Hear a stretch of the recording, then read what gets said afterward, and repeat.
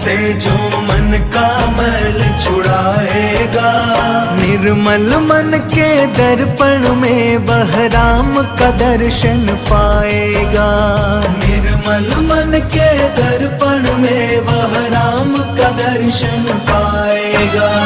राम नाम के साबुन से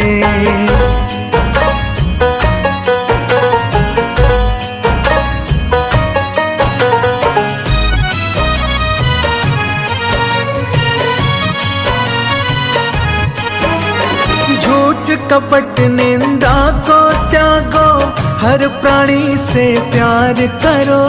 झूठ कपट निंदा को त्यागो, हर प्राणी से प्यार करो।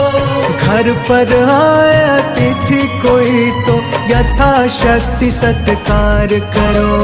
घर पर आए अतिथि कोई तो यथाशक्ति सत्कार करो। पता नहीं किस रूप में आकर,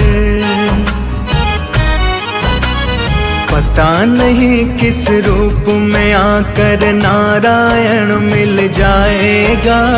निर्मल मन के दर्पण में वह राम का दर्शन पाएगा। राम नाम के साबुन से